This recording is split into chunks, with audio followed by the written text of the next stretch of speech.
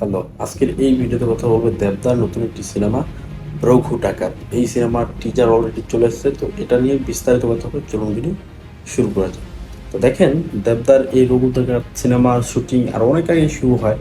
তো তত একটা খোঁজখবর নেওয়া হয়নি, বাট লাস্ট পর্যায়ে যেটা দেখি যে এই রঘু ডাকাত সিনেমার টিজার যেটা ওনারা বানিয়েছে সেটা হচ্ছে আহ, ইংরেজদের আমলে যে বাংলাতে যেইভাবে মানুষের সাথে দুর্নীতি অন্যায় অত্যাচার করা হতো, তো এক বিপ্লব ঘটে একজনের মাধ্যমে, তো এরকম কিছু বিষয় তুলে ধরা হয়েছে।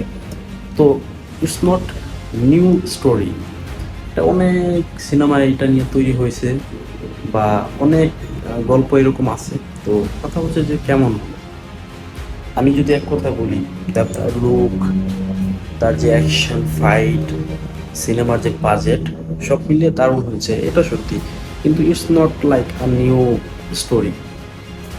এরপর যদি বলি যে মানে এটা কি তামিল বা তেলুগু কোনো ফিল দিতে পারতেছে, সত্যি বলি হ্যাঁ, কিছুটা ফিল দিতে পারতেছে, বাট পুরোপুরি না। যেহেতু তামিল তেলুগু সিনেমা ওদের বাজেট থাকে 150 কোটি 200 কোটি বাজেট থাকে, আর আমাদের বাংলাতে তো এই বাজেটটা হয় না। তো ওই ফিলটা কিভাবে দিবে? তারপর দেবদার যে দেখলাম 8 প্যাক নাকি যেন, পেটের মধ্যে 6 প্যাক অথবা 8 প্যাক।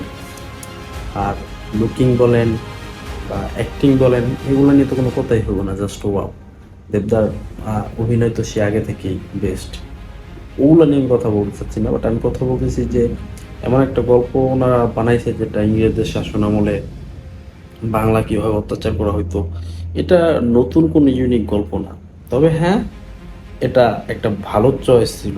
কারণ এরকম সিনেমা হয়তো বাংলাতে এর আগে হয়নি, তেলেগু তামিল বা অন্য জায়গায় হয়েছে, কিন্তু বাংলাতে এর আগে হয়নি। তো এটার জন্য সবাইকে কনগ্রাচুলেশন।